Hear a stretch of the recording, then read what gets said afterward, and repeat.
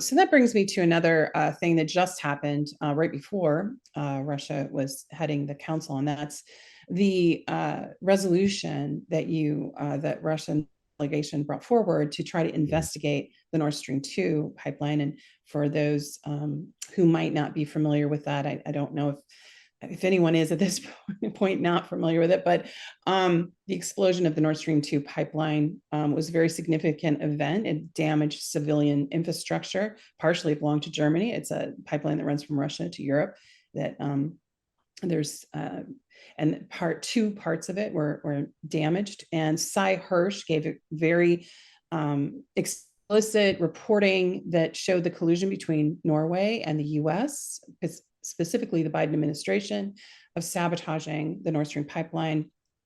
You know, American elites were pretty open about wanting to do it before it happened. It happened, and it's caused quite a lot of problems for the energy supply in Europe as well. So this exposure is a war crime. It should be investigated. Officially, no one's been charged, of course, but there's not even been a real investigation objectively. So Dmitry, bringing it back to you, the Russian delegation brings forth this resolution for an investigation, and 3 countries voted for it: Brazil, China, Russia, and 12 abstained. Is that correct? Am I getting the numbers correct? Yes, these are the right numbers. I think nobody dared, even from Western countries, to vote against, because they didn't have to. According to Security Council rules, every resolution, in order to pass, has to get at least 9 positive votes, and none of permanent members of the Security Council voting against. It would be a veto right. So they had the numbers, because now the Security Council is overwhelmed by Western countries, and they quite easily block all the positive things in the Council just by sticking together to block this discipline. But the reason behind our initiative was not only Seymour Hersh's revelations, but the whole situation around the investigation, because at this stage there are 3 national investigations of the countries, the neighboring countries. The most important of them was Danish, because the sabotage happened in the Danish territorial waters. So they obviously hold the keys for any involvement to this meaningful investigation. Swedish and German. German is also very particular, because Germany is an affected party, is supposed to be an affected party, as affected as Russia is affected. So one could assume that Germany would be very keen on finding out who was behind this. But it turns out to be that since September, when these investigations started and they were formally launched, there has been no visible results, and there has been no transparency. So on several occasions we tried to get information from the pace of this investigation. We wanted to join this investigation as an affected party. We sent several requests through different channels, but either we didn't receive an answer, or we received a very formal answer that this is not what these countries wanted to do. And so in the run-up to this vote on our resolution, draft resolution, we shared with the members of the Security Council the copy of correspondence with these 3 countries in order to illustrate that the claims that the ongoing investigations are transparent and meaningful, they are all false. And this caused some kind of a panic. And also these 3 countries, they wrote a second letter to the Council, again indicating that allegedly these investigations are very much transparent, and it's quite enough to have this investigation, because that was the line of defense of Western countries. The reason why they were not supporting our draft resolution formally was that they wouldn't like to interfere in the ongoing national investigations, and that was the main reason why they didn't want to participate in the drafting. So Brazil participated in the drafting, and that was the reason why they supported the text. Several countries were very much hesitating, asking us questions and showing to us that they really fear the fallout from their potential supporting of our initiative. But nevertheless, Western countries were a little bit uncomfortable, not only because of Seymour Hersh's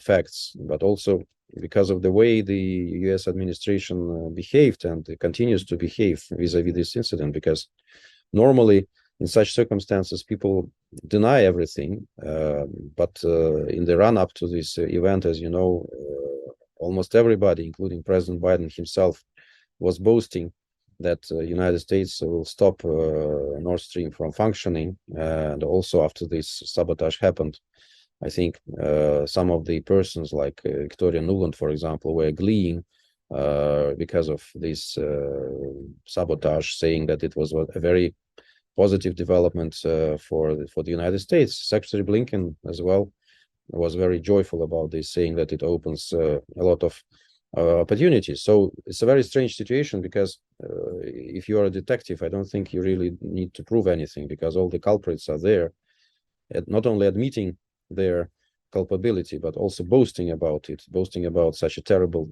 thing. But of course, when it came to formal things in Security Council, the US representative was vehemently denying any implication, any involvement of his country in the sabotage. We asked him direct question when he was trying to argue with us, asked him, how could you, if you're saying that US is innocent, it has nothing to do with this crime, how would you explain the statement of President Biden saying that US would destroy Nord Stream? He, of course, ducked the answering it. He said nothing, and he didn't even take the word. So it's a very strange situation. I would say it's a very shameful situation for Western countries, because everybody is understanding that this ongoing investigation, they are trying not to discover the truth, but they are trying to kind of sweep everything under the carpet and to find a way to kind of bring United States out of the scope of the investigation, and proceeding from the fact that US is not involved from the outset. And this is, of course, a wrong way to deal with this investigation. But we will not drop this case. We will continue to push for truth to be revealed. We have our national investigation, criminal investigation. We also understand that now these three countries that run national investigations that I mentioned, they also can't claim that everything will be happening without the attention from the Security Council, because a lot of countries, when they were speaking after the vote, they were urging Denmark, Sweden, and Germany, first of all, to act quicker, secondly, to act in a more transparent way. So I don't think that it will be easy for them to do it in the same way, and they are a little bit under bigger pressure right now than they were before. And then we'll see. As far as I understand, Seymour also has something else to reveal. At least he was hinting on this. So we will see what kind of facts will transpire in the run-up, and we will assess our possible future steps in this regard.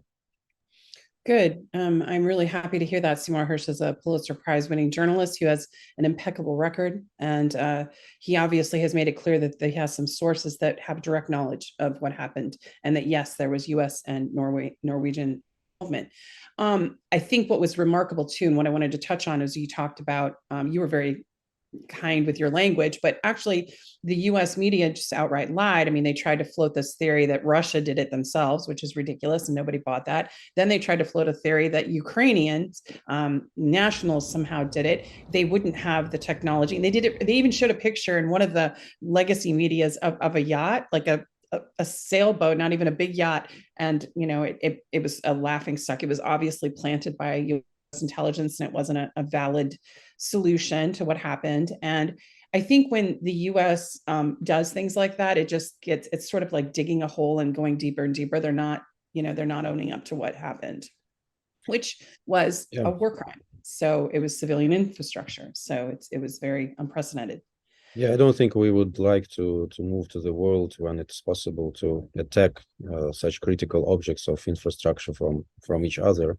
Yes. And to avoid this, of course, we need to ensure accountability for this sabotage. That's quite clear. And as for the theories that you mentioned, Well, we are already accustomed to this, that everybody tries to keep calm and blame Russia, and there is already piles of lies which were accumulated from for many years, not only in the US but in Western media as such, and that's why the common American or common European is already accustomed to the fact that Russia is a rogue state, Russia is a liar, Russia is a criminal, and they don't even care to get into the details. So everything that is being said projected about Russia has already negative connotation to them. That's why it's not very difficult for mainstream media to manipulate the public perception of the events, and a lot of people still believe that Russia is behind everything evil that's happening in their lives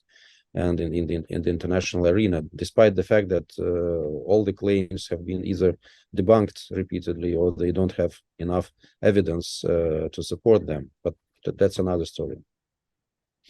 Yeah. Well, hopefully moving forward, Cy Hirsch will bring forward his reporting, and then somehow there will be an objective investigation, and this will, somehow get solved, but in a public way and not a propagandized way, which is what you were referring to, how US citizens and European citizens have been very propagandized by, media outlets that are controlled by government narratives. So we saw it with different things happening right now. It's about the proxy war. They're trying to, control the narrative and keep people, but people are moving away from it. Public opinion is shifting.